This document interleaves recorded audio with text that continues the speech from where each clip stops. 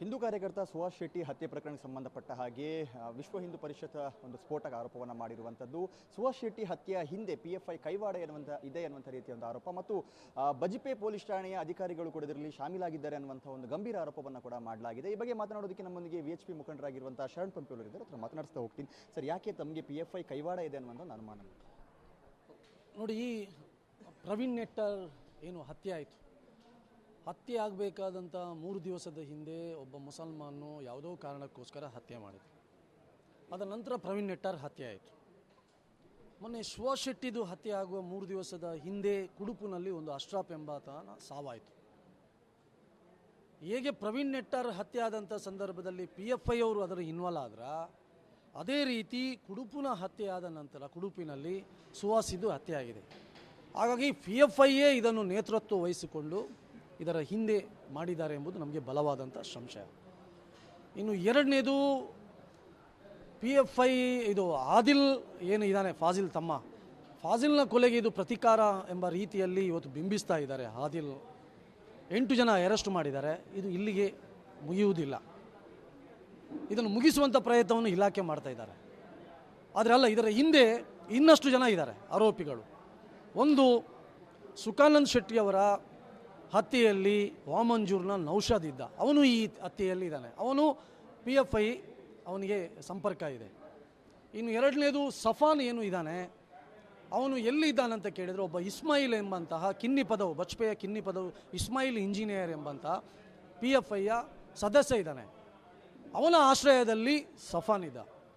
ಇನ್ನು ಮೂರನೇದು, 2 ವರ್ಷಗಳ ಹಿಂದೆ ಸಫಾನಿಗೆ ಪ್ರಶಾಂತ್ ಎಂಬಂಥ ಹಲ್ಲೆ ನಡೆಸಿದಂಥ ಸಂದರ್ಭದಲ್ಲಿ ಐಲ್ಯಾಂಡ್ ಆಸ್ಪತ್ರೆಯಲ್ಲಿ ದಾಖಲಾದಂಥ ಸಂದರ್ಭದಲ್ಲಿ ಸಫಾನನ್ನು ನೋಡಲಿಕ್ಕೆ ಇಡೀ PFIಯ ತಂಡ ಆಸ್ಪತ್ರೆಗೆ ಬಂದಿತ್ತು ಮತ್ತು ನೋಡಿದಂಥ ಫೋಟೋಗಳನ್ನು ಸಾಮಾಜಿಕ ಜಾಲತಾಣದಲ್ಲಿ ಹಂಚಿದ್ದಾರೆ. ಇನ್ನು 4ನೇದು, ಯಾವ ಜಾಗದಲ್ಲಿ ಕೊಲೆ ಆಗಿದೆ ಅಲ್ಲಿ ಪ್ರಶಾಂತ್ ಪೂಜಾರಿ ಕೊಲೆಯ ಆರೋಪಿಗಳು ಇದ್ದರು. ಇನ್ನು 5ನೇದು, ಇದಕ್ಕೆ ಹೇಳ್ತಾ ಇದ್ದಾರೆ 5 ಲಕ್ಷ ರೂಪಾಯಿ ಮಾತ್ರ ಫಂಡಿಂಗ್ ಆಗಿದೆ. ಅಲ್ಲ, ಇವತ್ತು ನಿಮ್ಮದೇ TV ಮಾಧ್ಯಮದಲ್ಲೆಲ್ಲ ಬರ್ತಾ ಇದೆ, ಸುಮಾರು 50 ಲಕ್ಷ ರೂಪಾಯಿ ತನಕ ಫಂಡನ್ನು ಇದಕ್ಕೆ ಹಾಕಿದ್ದಾರೆ ಅಂತೇಳಿ. ಇನ್ನು ಕೊನೆಯದಾಗಿ, ಪ್ರಶಾಂತ್ ಪೂಜಾರಿ ಕೊಲೆ, ಪ್ರವೀಣ್ ನೆಟ್ಟಾರ್ ಕೊಲೆ ಹಿಂದೆ ದೀಪಕ್ ರಾವ್ ಕೊಲೆ ಮತ್ತು ಯಾವ ನಮ್ಮ ಬೆಂಗಳೂರಲ್ಲಿ ನಡೆದಂಥ ರುದ್ರೇಶ್ ಮಡಿವಾಲನ ಕೊಲೆ, ಯಾವ ರೀತಿ ಕೊಲೆ ಮಾಡಿದ್ದಾರೆ, ಯಾವ ರೀತಿ ಹತ್ಯೆ ಮಾಡಿದ್ದಾರೆ, ಯಾವ ರೀತಿ ತಲವಾರಲ್ಲಿ ಕಡ್ದಿದ್ದಾರೆ, ಇದೆಲ್ಲವೂ ಸೌಮ್ಯತೆ ಇವತ್ತು ಸುಹಾಸ್ ಶೆಟ್ಟಿಯಲ್ಲೂ ಬರ್ತಾ ಇದೆ. ಅಂದರೆ ಈ ರೀತಿಯ ಟ್ರೈನಿಂಗನ್ನು ಕೊಡುವುದು, ಯಾವ ರೀತಿ ಕೊಲ್ಲಬೇಕು, ಯಾವ ರೀತಿ ಹತ್ಯೆ ಮಾಡಬೇಕು, ಯಾವ ರೀತಿ ಕಡಿಬೇಕು ಅಂತ ಹೇಳಿದೆವು. ಇದು ನಿಷೇಧಿತ PFI ಸಂಘಟನೆಯವರ ಟ್ರೈನಿಂಗ್ ಕೊಟ್ಟರೆ ಮಾತ್ರ ಸಾಧ್ಯ. ಹಾಗಾಗಿ ಈ ಟ್ರೈನಿಂಗನ್ನು ಕೊಟ್ಟದ್ದು ನಿಷೇಧಿತ PFI ಸಂಘಟನೆಯ ಕೈವಾಡ ಇದೆ ಎಂಬುದಂತೂ ನನಗೆ ಬಲವಾದಂಥ ಇವತ್ತು ಒಂದು ಅನುಮಾನ ವ್ಯಕ್ತವಾಗ್ತಾ ಇದೆ. ಅದಕ್ಕೋಸ್ಕರ ಈ ಎಲ್ಲ ಘಟನೆಗಳ ಹಿಂದೆ ಪಾಪ್ಯುಲರ್ ಫ್ರಂಟ್ ಆಫ್ ಇಂಡಿಯಾದ ನಿಷೇಧಿತ ಸದಸ್ಯರ ಕೈವಾಡ ಇದೆ.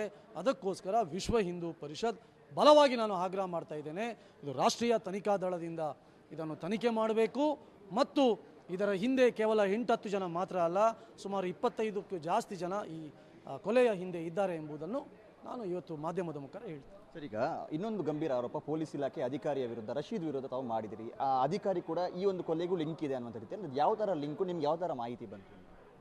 ಸುಹಾಸ್ನ ಸ್ನೇಹಿತರು ಹೇಳ್ತಾ ಇದ್ರು, ನಮಗೆ ಸ್ಟೇಷನ್ಗೆ ಪದೇ ರಶೀದ್ ಅಂತ ಕರೆದು ನನಗೆ ಟಾರ್ಚರ್ ಕೊಡ್ತಾ ಇದ್ರು ಅಂತ. ನಿನ್ನೆ ಸುಹಾಸ್ನ ತಾಯಿ ಒಂದು ಹೇಳಿಕೆ ಕೊಟ್ಟಿದ್ದಾರೆ, ನನ್ನ ಮಗ ಅಲ್ಲಿದ್ದಂಥ ಪೊಲೀಸರು, ಬಜ್ಪೆ ಪೊಲೀಸರು ಅವನಿಗೆ ಟಾರ್ಚರ್ ಕೊಟ್ಟಿದ್ದಾರೆ, ಅವನ ವಾಹನದಲ್ಲಿದ್ದಂಥ ಅವನ ಆತ್ಮರಕ್ಷಣೆಗೋಸ್ಕರ ಇಟ್ಟಂಥ ಏನು ಆಯುಧಗಳಿತ್ತು ಅದನ್ನು ವಾಪಸ್ ತಗೊಂಡಿದ್ದಾರೆ. ಅದನ್ನು ಇಟ್ಟರೆ ನಾನು ನಿಮ್ಮ ಮೇಲೆ ಕೇಸ್ ಹಾಕ್ತೀನಿ ಎಂಬಂಥ ಬೆದರಿಕೆಯನ್ನು, ಎಚ್ಚರಿಕೆಯನ್ನು ಕೂಡ ಅಲ್ಲಿಯ ಪೊಲೀಸ್ ಆದಂಥ ರಶೀದ್ ಅವರು ಹೆಡ್ ಕಾನ್ಸ್ಟೇಬಲ್ ಕೊಟ್ಟಿದ್ದಾರೆ ಎಂಬುದನ್ನು ಹೇಳಿದ್ದಾರೆ. ನಮಗೆ ಅನುಮಾನ ಯಾವುದಂತ ಕೇಳಿದರೆ, ಕುಡುಪುನಲ್ಲಿ ಏನು ಘಟನೆ ಆಯಿತು, ಆ ಘಟನೆಯ ಸಂದರ್ಭದಲ್ಲಿ ಇವನನ್ನು ಸುಹಾಸನ್ನು ಕರೆದಿದ್ದಾರೆ. ಯಾಕೆ ಕರೆಯಬೇಕಿತ್ತು, ಯಾಕೆ ಇವನಿಗೆ ಹೇಳಬೇಕಿತ್ತು ಅಂದರೆ, ಇವನನ್ನು ಕೊಲೆ ಮಾಡುತ್ತಾರೆ ಎಂಬುದು ಸಂಗತಿ ಅಲ್ಲಿದ್ದಂಥ ಹೆಡ್ ಕಾನ್ಸ್ಟೇಬಲ್ ರಶೀದಿಗೆ ಗೊತ್ತಿತ್ತಾ ಎಂಬಂಥ ಅನುಮಾನ ಇವತ್ತು ಆಗ್ತಾ ಇದೆ. ಅವನು ಎಲ್ಲಿ ಹೋಗ್ತಾ ಇದ್ದಾನೆ, ಚಲನವಲನಗಳು ಹೆಚ್ಚಿನವರಿಗೆ ಗೊತ್ತಿರುವುದು ಪೊಲೀಸರಿಗೆ ಮಾತ್ರ.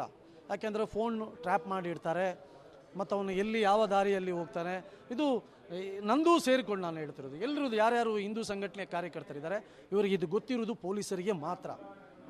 ಹಾಗಾಗಿ ಪೊಲೀಸರು ಇವನ ಚಲನವಲನಗಳನ್ನು ಪೊಲೀಸ್ ಯಾವ ರಶೀದ್ ಅವನು ಇವರಿಗೆ ಮಾಹಿತಿ ಕೊಟ್ಟಿದ್ದಾನಾ ಎಂಬಂತಹ ಒಂದು ಸಂಶಯ ಇವತ್ತು ನಮಗೆ ವ್ಯಕ್ತವಾಗ್ತಾ ಇದೆ. ಇನ್ನು ಇವತ್ತು ಅವನು ರಶೀದನ್ನು ಆ ತನಿಖೆಯಿಂದ ಹೊರಗಿಟ್ಟಿದ್ದಾರೆ. ಇದು ಇನ್ನಷ್ಟು ಬಲವಾಗಿ ನಮಗೆ ಪುಷ್ಟಿ ಸಿಗ್ತಾ ಇದೆ.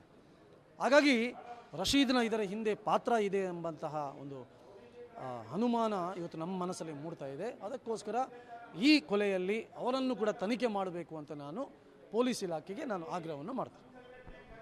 ಇದಿಷ್ಟು ವಿಶ್ವ ಹಿಂದೂ ಪರಿಷತ್ ಮುಖಂಡರಾಗಿರುವಂಥ ಶರಣ್ ಪಂಪೈಲ್ರವರ ಹೇಳಿಕೆ. ಕ್ಯಾಮರಾ ಪರ್ಸನ್ ಕೃಪೇಶ್ ಪೂಜಾರಿ ಜೊತೆ ಆದಿತ್ಯ TV5 ಮಂಗಳೂರು.